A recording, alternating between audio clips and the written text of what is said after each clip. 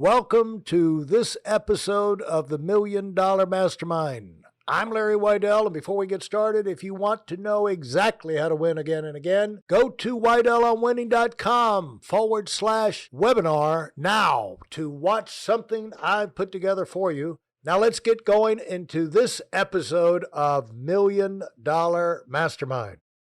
I'm here with Dean Francis, and we're going to talk about, we've talked about a lot of things, but we can talk about team building right now, getting them on board, keeping them on track, and, taking them through that discipline stage. Dean shared previous episodes how basically useless he was in business until he got what he called that forced structure in his life, or he's forced to get structure in his life. And then how he kind of realized the transformation and the changes he needed to make and the productivity developed. But also, when you get an organization, you find that organization I've always said this, Dean, an organization will be as sorry as you let it be. They will be, like your kids will be as dumb as you let them be. They will have as rotten a teeth in their mouth as you let them be. Their room will be as nasty as you let it be. And your organization will be as productive as you challenge them to be and train them to be and lead them to be, or as disorganized and unstructured, because really organization is just an extension of human beings, and when you go out there and you build an organization, I know it's one thing is the chart, but the right kind of businesses and teams are organisms. They reproduce, they live, they it's not just an organization chart. They adapt, they move forward, they improve, they live a life, they accomplish things. And so taking and making a business alive, growing, a being is a different thing, requires a different kind of leader than someone who just follow the rule book and install the structure thing and enforce the manual and, just try and look for the rule book to answer every situation. You're never going to get big like that, are you?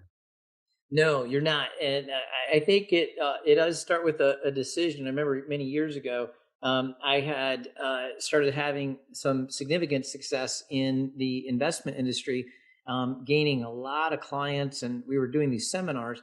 And I actually had a chance. Someone was interested in having me come to work in a different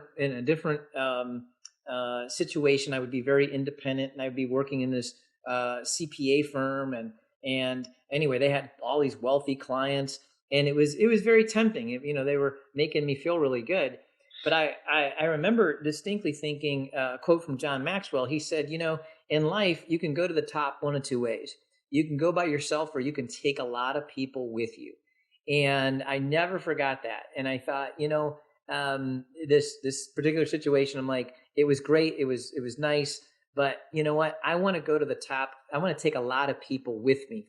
And so I think it was just another galvanizing decision that I want to build an organization. And then, I think some of those keys for me were moments that I would sit there and dream and think, maybe it's some quiet moments to think about what's possible for this team and where I believed it.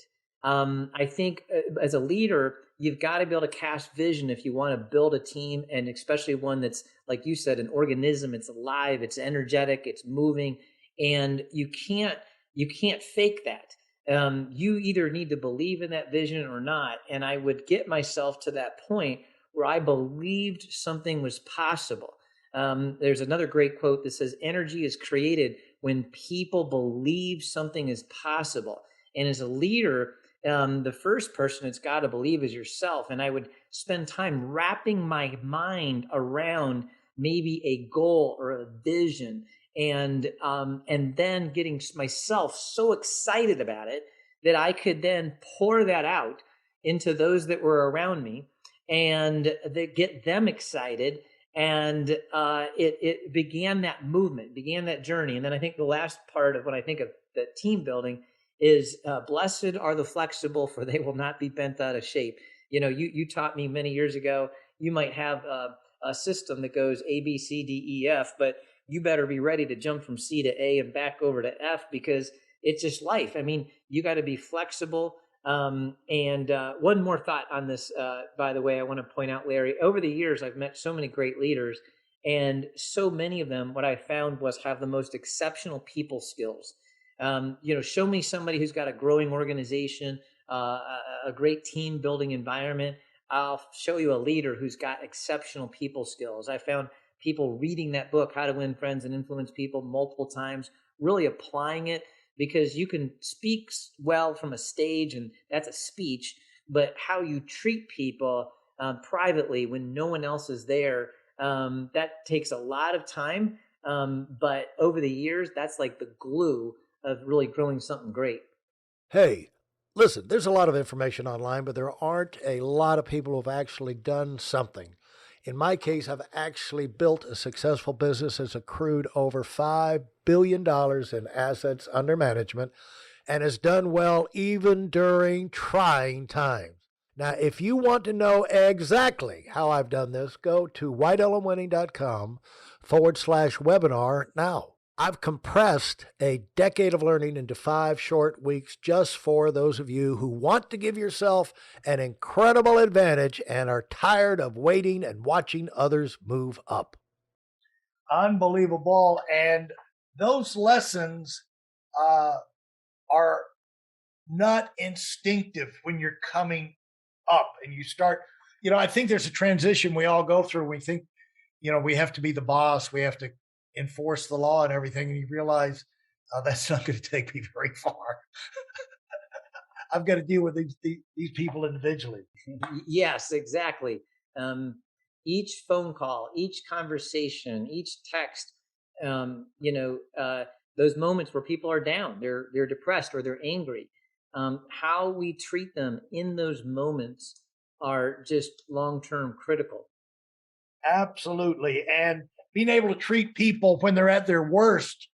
One of the things, Dean, about developing an organization is like the development you and I have gone through. There have been times of feast and famine, and there have been times when, everything's gone down the toilet. And the last thing we need is somebody piling on. That's when you need the encourager. You need somebody who sees your long term potential and will give you encouragement, but also the room to, maybe throw a couple of ideas at you, but give you the room to work yourself out of it. And you've gone through that yourself individually, and you've done it with your team. And really, nothing is more rewarding. But talk about dealing with people when they're down and bringing them, keeping them. You can't run them off. There's no advantage when you run the suckers off. You know. Yeah, it's true. I think I've tried to look at it as an opportunity to really grow closer to that person, knowing that if we can get through whatever it is that's so difficult in that moment, that our relationship's going to be great. They're going to be better off. They need me. I need them. Um, and sometimes it's those moments where that person's really unhappy, but they may be very unhappy with me, and just taking that time to listen and to really understand how they feel, not being defensive, and just kind of, I would always think about what it's gonna, or how will things look down the road after we get through this. Once we get through this, what will that mean to this relationship, to that person's life? And those moments are tough. They can be a little exhausting, but it is true. Later, it's very satisfying. Fantastic. Well said, Dean. You the way you answer all the questions in the conversation really reveals how much you've thought about this and how you have worked through these issues, importantly, in your mind. Because, like I tell people, you can't escape the work. Uh, you can't really find shortcuts, but you can sure stack there are straight lines, and you can at least choose the right direction, but you can only do that if you thought it through. And when you do that, with each step forward, you stack. And again, success is never guaranteed, but you can stack the odds of success in your favor. And that's what you've been doing on this project. You've done time and time again with your kids, with your family, with your community. And I just want to congratulate you on the impact you're making in business and your family and the community. And it's just fun for me to talk with you and see the impact and all of the stories and great fun that comes out of it. So congratulations, Dean. Well, yeah, and thanks. This was fun. Thank you again just for believing in me many years ago when I'm that just goofy young kid with no direction. And all it took was just you believing in me. It's amazing what a difference that makes. And it is now an honor to turn around and do that for others. Absolutely. Absolutely. Comes full circle, doesn't it? It does. And you've learned your lessons well, I'll tell you that. You're taking them to a whole nother dimension. And it's going to be fun to continue to stay in touch and get updates as you move forward on this thing, because there's no limit to how much we need to learn if we want to keep on growing. So I know you're going to be right at the front of that line, and I can't wait to talk to you about it. So yeah, likewise. Say hello to Sarah and the kids for me, and let's talk soon. Okay, great. Thank you, Larry.